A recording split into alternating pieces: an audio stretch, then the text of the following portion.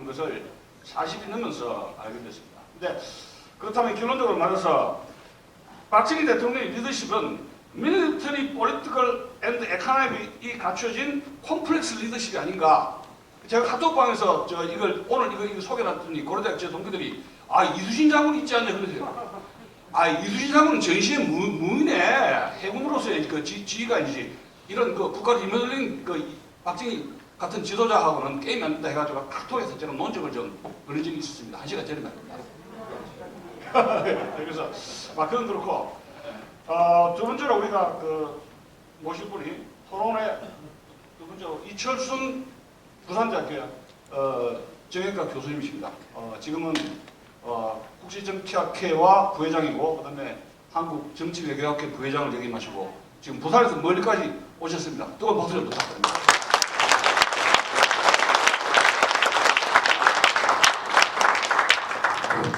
네, 안녕하십니까. 저는 부산대학교 정치외교학과에서 근무하고 있는 이철순 교수라고 합니다. 오늘 이렇게 귀한 자리에 저를 초청해 주신 좌승희 박정희 대통령 기념재단 이사장님 이하 여러 선생님들께 깊은 감사의 말씀을 드립니다. 제가 원래 관심을 가지고 있는 대통령은 박정희 대통령보다는 이승만 대통령입니다. 저는 소위 대학에서 말하는 386 세대고 박정희 대통령이 돌아가셨을 때 고등학교 3학년이었습니다. 그래서 그 당시 예비고사를 앞두고 있는 시점에서 시험을 안 본다고 학생들이 막 좋아하고 그랬었는데 아까 김영삼 선생님 말씀과는 달리 그 당시 대부분 고등학교 학생들은 이제 교육을 잘 받아서 그런지 막 울고 그랬었어요. 나라가 무너진다 이러면서 그러던 기억이 이제 새롭습니다. 그래서 제가 이승만 대통령에도 관심을 갖지만은 역시 그 연장선상에서 박정희 대통령에 대해서도 깊은 연구를 하지 못했지만은 큰 관심을 가지고 있습니다. 오늘 김용삼 편집장님께서는 이제 박정희 대통령의 공과를 평가하는 관점을 혁명가냐 정치가냐 이렇게 하시고 어떻게 민주주의라는 이름하에 그냥 백성들만 추종하는 그러한 파퓰리즘형 그런 지도자는 아니었다. 그런 의미에서 정치가라기보다는 혁명가였다. 그걸 인정해야 된다. 저는 충분히 공감을 합니다. 그리고 제가 학생들을 가르치면서 박정희 대통령에 관한 영상부를 시청했을 때 걔는 충격받았던 거 지금 학생 충격받을 거예요. 국가 원수의 입장에서 그런 말 합니다. 그분이 아마 최고 위원회 거기 5.16 혁명 이후에 지도자였을 때 최고위원장이었을 때 다시는 우리 국민들 입에서 굶는다는 말이 안 나오게 하겠다 이런 말을 합니다. 아주 원색적인 말인데 지금 학생들은 그걸 이해를 못할 거예요. 도저히 이해를 못합니다. 그래서 정말 보고서 이분은 정말 이 밥의 문제 민주주의보다도 경제의 문제 이거에 아주 한이 맺힌 분이다 이렇게 느꼈습니다.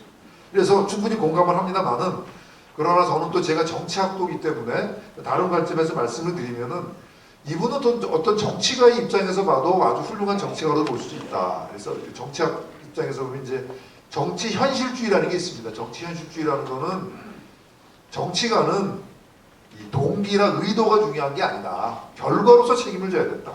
근데 박정희 대통령은 결과로서 책임을 진 분이라고 생각합니다.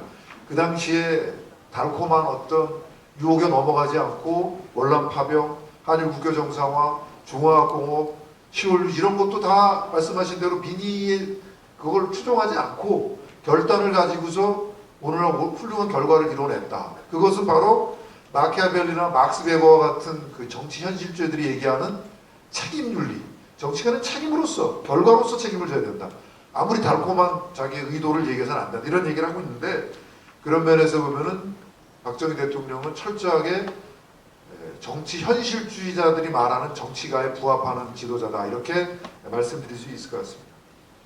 그 다음에 이제 박정희 대통령과 민주주의의 문제를 또 우리가 봐야 될 것 같습니다. 분명히 박정희 대통령은 이승만 대통령을 비교했을 때 민주주의 교육을 받은 분은 아닙니다. 이승만 대통령은 과거 시험을 보려고 하다가 배제학당에 들어가서 아까 말씀하셨지만 서재필이 캡신정변 이후에 돌아와서 거기서 배제학당에서 미국식 민주주의 교육을 가르쳤을 때 거기 깊은 감명을 받고 미국 여행을 가서 거기에 세례를 받은 분입니다. 그러나 물론 이제 그걸 완전히 실현하지 못했지만요. 그러나 박정희 대통령은 그런 교육을 받은 분은 아닙니다. 대구사범을 나오고 일본의 어떻게 보면 사무라이 정치, 일본의 메이지 유신 이런 게 깊은 감명을 받은 분인데 제가 자료를 보니까 그러나 그렇다고 해서 이분이 결코 민주주의를 아주 무조건적으로 신봉한 분은 아니지만 민주주의를 결코 무시한 사람은 아니다. 아까도 말씀드렸지만 역시 빵의 문제, 밥의 문제, 경제의 문제, 민생의 문제를 더 철저히 생각했고 아까 다른 외국학들이 얘기했듯이 먼저 경제 발전이 이루어지고 나야 그 다음에 민주주의를 할 수 있다. 이렇게 생각한 분인 것 같습니다. 그래서 제가 자료를 보면은 88페이지에 이제 그런 말들이 나옵니다. 여기 보면은 의회 제도의 뒷받침이 될 수 있는 경제적 발전을 추구해야 한다거나 자립경제의 기반 없이는 형식상 민주주의가 혼란과 파멸의 길만을 약속한다. 이렇게 말씀하기도 했습니다.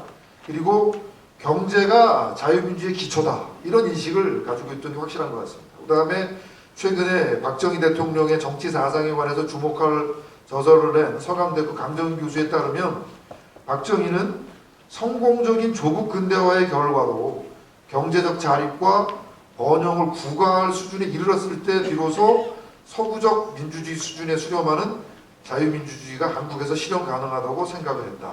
이렇게 볼 때 박정희는 민주주의를 무시했다기보다는 경제 발전이 우선 이루어진 뒤에 추구해야 할 가치다. 이렇게 본 거로 그건 확실한 것 같습니다. 그래서 이분이 민주주의를 그 자체를 완전히 신봉하지 않았다 하더라도 민주주의와 경제 발전에 대해서 누구보다도 고민한 그러한 정치가였다. 그리고 오늘날 정치학자들도 세계 어떤 나라에서도 민주주의가 먼저 선행한 나라는 없다. 먼저 빵의 문제, 경제 발전의 문제를 해결하고 난 다음에 민주주의가 됐다고 다 합의하고 있기 때문에 그런 면에서 보면 상당히 정치학도 입장에서도 선각적인 면이 갖고 있다. 이렇게 말씀드릴 수 있겠습니다. 그 다음에 이제는 이게 뭐 완전히 김영삼 편집장님께서 쓰신 글이 학술적인 논문은 아니지만은 몇 가지 좀 사실 확인이 좀 필요한 것 같습니다. 여기 보시면은 제가 88페이지 썼는데요. 우리 저 김영삼 선생님께서 70페이지에 70쪽에 박정희 정부가 먼저 제1차 경제개발 5개년 계획을 추진하니까 미국이 거기에 대해서 압력을 가하고 방향을 틀어라 라고 이렇게 비난을 했다 이렇게 쓰셨어요. 이게 1961년 11월의 시점입니다. 그러니까 아직 민정이양이 되지 않고 5.16 쿠데타가 난 지 얼마 안 되는 한 6개월 정도밖에 안 되는 시점이었는데 근데 이제 제가 이렇게 보니까 그 밑에 인용한 책이 아까 많이 말씀하신 그렉 브라진스키의 네이션 빌딩 인 사우스 코리아인가 영어로 훌륭한 저작입니다. 그걸 인용하셨는데 제가 이제 이 책을 가지고 학생들이랑 수업을 했었어요. 근데 이게 조금 그 번역이 잘못됐어요. 거기 보면은 그렉 브라진스키가 번역을 한 말로 수출 대체 전략이라는 말을 썼는데 세상에 이런 말은 없거든요. 수입 대체 전략이라는 말이 있는데 그래서 영어를 제가 학생들한테 원본을 찾아봤어요. 그랬더니 영어로 import substitution strategy 수입 대체 전략이는데 이거를 번역하신 분이 이제 확인을 못해 잘못 번역을 했어요. 그래서 제가 알기로는 박정희 대통령이나 김종필 우리 저 신하 하여튼 그 당시 대령이나 다 상당히 좀 민족주의자였습니다. 그래서 미국에서도 상당히 경계를 했고 그리고 이분들도 처음에는 수입 대체 전략 상당히 민족주의적인 그런 경향으로 나가려고 했었습니다. 그러다가 나중에 그 제1차 경제개발 계획을 좀 수정을 하면서 1964년 2월 정도에 대해서 수정안이 나오면서 어느 정도 수출 드라이브, 수출 입국 정책으로 바뀐 거로 지금 학자들은 그렇게 얘기를 하고 있습니다. 그런데 중요한 것은 이 수출 드라이브 정책을 한 것이 결코 미국의 압력 때문에 미국이 또 하라고 해서 그런 건 아니에요. 어떤 사람들은 또 그렇게 얘기를 하고 있는데 원이 있는 그 연구 결과에 의하면은 이것은 결코 미국의 압력에서 된 것은 아니고 당시에 기업가들의 조언과 박정희 자신의 결단에 의해서 자율적으로 추진되었다는 것이 오늘날의 합의된 결과인 것 같습니다. 그렇게 볼 때 이것은 상당히 창조적인 아까 저승희 선생님께서 말씀하셨지만 창조적인 어떤 결단이다 이렇게 말씀드릴 수 있겠고요. 그 다음에 두 번째로는 이제 월남 파병을 어떻게 해서 이루어졌느냐 월남 파병의 동기에 대해서 좀 확인해 봐야 되는데 이제 임영삼 편집장님께서는 이제 결코 이제 뭐 월남 파병이 경제적 실리 때문에 됐다 이런 말씀은 안 하시는데 서술한 내용이 주로 뭐 월남 특수라든가 경제적 실리에 대해서만 주로 얘기를 하니까 마치 이게 경제적 실리 때문에 이제 된 것 같은 인상을 줄 수가 있는데 최근에 나온 자료를 보면은 이제 많은 사람들이 그 당시에도 그렇고 젊은 애들이 피를 팔아서 미국의 용병이 됐다 얘기를 하는데 상당히 그 박정희 대통령에 대해서 비판적인 중립적인 학자들도 그렇진 않다. 이거 용병이 결코 아니다. 왜냐하면은 그 전에 사실 1960 닉슨 독트린을 하고 1970년에 미 7사단이 이제 빠지게 됩니다. 그래서 2개 사단이 주다 1개 사단이 나가게 됐는데 사실 그 이전부터 미국이 병력을 자꾸 빼려고 했어요. 케네디 행정 때부터. 근데 그거를 이제 우리 박정희 대통령이 이제 미리 알아챘다는 거죠. 근데 그 미군이 월남으로 빠지게 되면 우리 안보 공백이 생기는 거죠. 그래서 먼저 그걸 눈치채고서 우리가 먼저 가겠다. 그래서 안보적인 고려가 더 컸던 것 같습니다.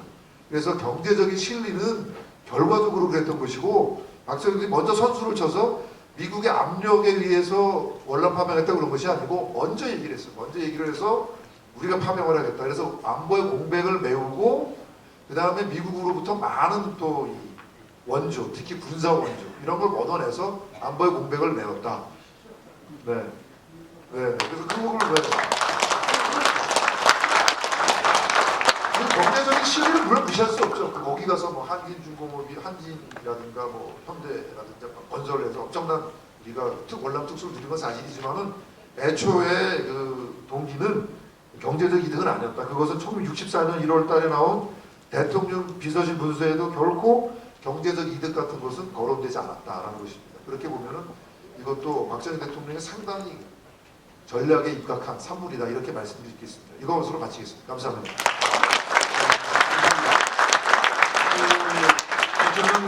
저는 보다 전문가적 입장에서 지적을 해주신 것 같습니다. 즉 핵심은 이런 겁니다. 박 대통령 리더십은 창조적 리더십이 있다는 것이죠. 그것은 수출 전략에서 또 월남 파병에서 그런 증거가 그대로 나타나는 것이고 제가 생각해보면 이런 것 같습니다. 일본에서 일본 교육도 받았고 그 다음에 미국의 이 원조로 받으면서 미국의 전략도 군사적인 교육도 받았고 그 다음에 북한에서 이제 유교 남침을 해가지고 소련 사회주의 경제 체제도 받아가지고 미국, 일본, 소련 이 삼국의 좋은 점을 자기가 아주 혼합을 해가지고 어떤 국가 전략을 만들으신 분 아닌가 그런 생각을 할 수가 있습니다. 자 그럼 두 번째 토론자로 우리 김강동 박사님을 모시겠습니다. 지금 나라정책연구원장으로 역임하시고 또 MBC 이사로 지금 장기 근속을 하시는데 MBC를 들어보면은 옛날하고 달라진 것은 분명히 우리 김강동 박사님께서 MBC 가셔가지고 아주 하는 것도 강화하시고 이런 덕분이 아닌가 생각됩니다.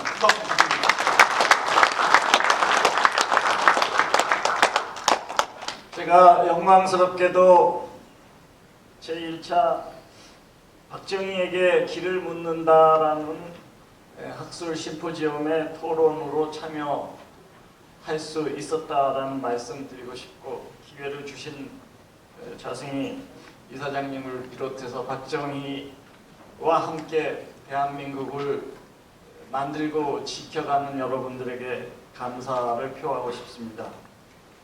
김용삼 편집장님이 하신 말씀은 대한민국 70년사에 18년이라고 하는 가장 기초가 되고 토대가 되면서도 중심적 대한민국의 가치를 만들어낸 18년의 역사를 평가하면서 그것이 세계의 쿠데타, 5.16 한일수교, 10월 유신이라고 하는 세계의 쿠데타적 발상을 가지고 혁명가의 길을 혁명의 대한민국 혁명을 만들어냈다는 것으로서 요약된다 이렇게 생각이 됩니다. 이 부분과 관련해서 대한민국의 혁명과 관련해서 우리가 명확하게 다시 한번 인식해야 될 것은 과연 박정희 대통령 18년을 능가하는 우리 민족사에 민족적 변화가 있었는가를 한번 생각해 봐야 됩니다. 1400년대, 1500년대, 1700년대, 1800년대, 1600년대 과연 수백 년, 수천 년 역사에 어느 시대, 어느 때, 어느 시기에 과연 박정희 대통령이 만들어낸 그 민족적 변화가 한반도 땅에 우리 민족에게 있었는가를 생각해 보면은 조선시대 몇백 년 아무리 살펴봐도 연평균 1%의 성장을 못합니다.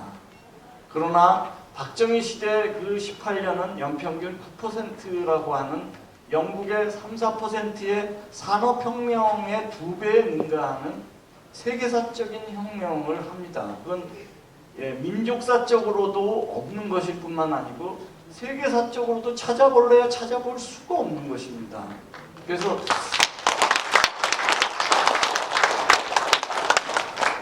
민족사의 수백 년, 수천 년간의 역사에도 없는 것이고 개발도상국, 전 세계 230개 국가 개발도상국의 역사에도 없는 기록이기 때문에 이것을 혁명이라고 얘기해서 아무런 부족함이 없다. 오히려 이 혁명이야말로 가장 성공한 혁명이고 혁명 중에 혁명이다. 인류사에서 나타난 혁명 중에 혁명이다. 이것이 분명한 평가일 것 같습니다.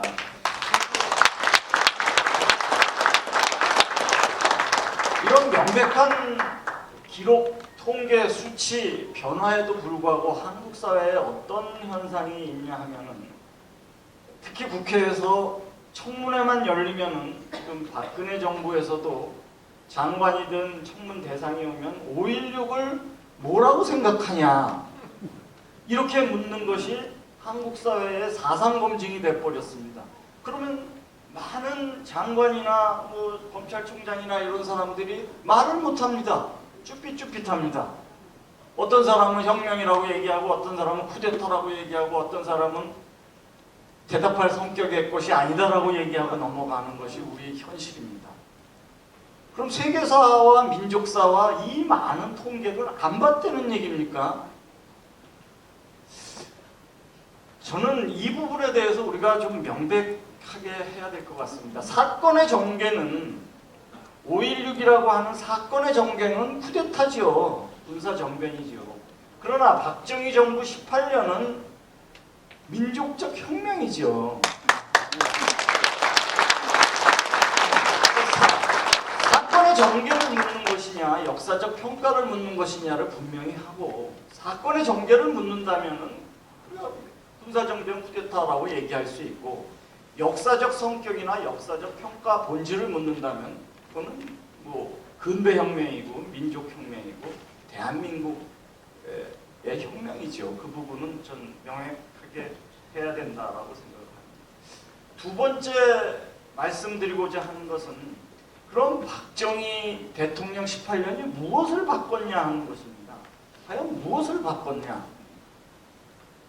저는 한반도 대한민족에 내려온 수백 년, 수천 년간의 그 권위를 깨신 분이라고 보여집니다. 권위주의 체제를 만든 것이 아니고 그 권위를 깨신 분입니다.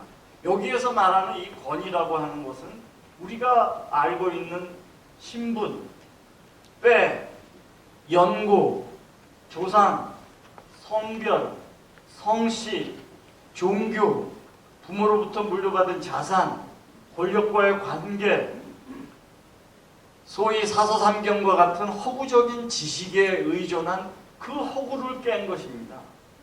왜 그 허구를 깼다는 것을 알 수 있냐면은 한국에서 우리 민족에게 물건 만드는 사람은 아주 천시되었습니다.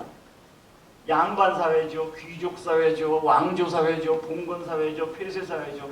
이 물건 만드는 것을 천시하는 사회에서 세계적인 제조업 국가를 만들었습니다.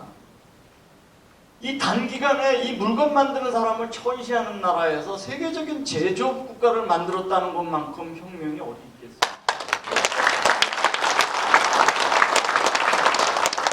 한국에서는 장사하는 사람을 천시했습니다. 인정하지 않았습니다. 장사를. 그러나 어느덧 지금에 와보면은 전 세계에서 가장 무역 많이 하는 나라입니다. 1인당 무역이 세계 최고고 세계 6위의 무역 국가를 만들었습니다. 이 장사하는 사람을 천시하고 과학기술을 하는 사람을 천시하고 물건 만드는 수공업자들을 천시하던 이 사회를 업적 중심의 사회로 만든 겁니다. 당신이 그 허구적인 연고, 허구적인 성씨, 허구적인 종교, 허구적인 사서삼경, 허구적인 권력관계, 허구적인 성씨를 얘기하지 말고 네가 남들을 위해서 무슨 혜택을 주고 무슨 삶의 질을 제고시킬 수 있는지 입증하라는 겁니다. 그 입증한 사람만이 성공받고 대가를 받고 성공하는 나라를 만든 것입니다. 이게 바로 한국 사회에서 있었던 업적주의 혁명입니다. 권위주의 시대를 만든 것이 아니고 권위를 깨고 그 허구적인 권위를 깨고 업적 중심의 시대를 만들었고 그 업적 중심의 시대를 만들었기 때문에 대한민국의 제조업 혁명, 무역 혁명, 과학기술, 첨단 과학기술의 혁명이 이 땅에 뿌리내리게 된 것입니다. 이것이 바로 박정희 대통령이 만든 사회경제혁명의 본질이라고 보여집니다. 그 이전에 우리 사회가 없던 새로운 사회경제적 혁명으로 간 것이고 모든 다른 나라들이 실패한 이유는 베트남이 실패하고 중국이 실패하고 필리핀이 실패하고 이것들은 다 과거와 같은 업적 중심 사회가 아니고 연고, 귀속, 물려받은 거, 권위 이 중심이 당 이것이 아직도 살아남기 때문에 대한민국과 같은 성공의 길로 가지 못하는 것이다. 이렇게 보여집니다. 세 번째 말씀드리고 싶은 것은 4.19와 5.16의 관계입니다. 많은 분들이 4.19를 민주혁명이라고 얘기를 합니다. 그러면 4.19 이후에 민주주의에 관한 상당한 진척이 있어야 됩니다. 4.19가 민주혁명이면 4.19 이후에 어떤 민주적인 제도나 민주발전이 있었을까? 선거가 도입됐나 혹시? 여성이 선거권을 갖게 됐나? 복수정당제가 그때부터 시작됐나? 공화제가 그때부터 시작됐나? 무슨 민주혁명이면 민주주의 제도에 어떤 비약과 브레이크스루가 있어야 됩니다. 4.19 혁명, 민주혁명 아닙니다. 1950년대 중반부터 이미 대한민국에는 자유민주혁명이 정착이 됐습니다.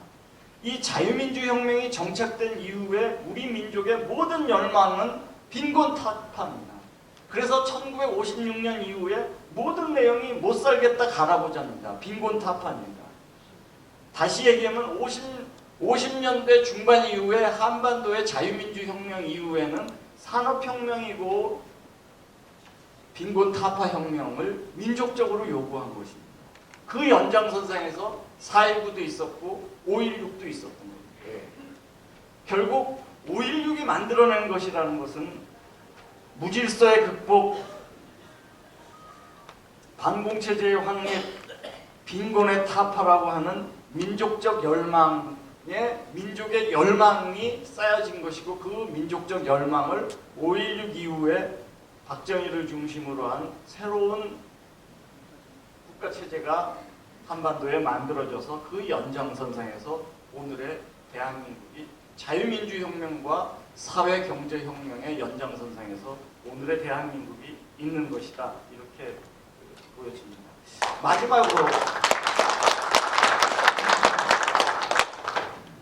마지막으로 박정희에게 길을 묻는다라고 하는데 저는 동일하게 적용이 됩니다. 거버넌스, 권위, 한국 사회에 소위 성공했다라고 하는 조직들은 다 무너져 있습니다. 과거의 업적, 위상, 추억을 가지고 먹겠다는 조직은 다 효율성과 기능을 상실하고 있습니다. 예를 들면 무슨 산업은행, 예를 들면 KDI, 예를 들면 수출입은행, 예를 들면 모든 조직들이 다 마찬가지입니다. 왜? 어느덧 업적 중심으로 가지 않고 권위 중심으로 가는 겁니다. 우리가 뭐를 했기 때문에 존재의 이유를 찾는 겁니다. 우리가 민주화 운동했기 때문에 우리가 정치해야 된다. 똑같은 논리입니다. 권위 중심 사회입니다.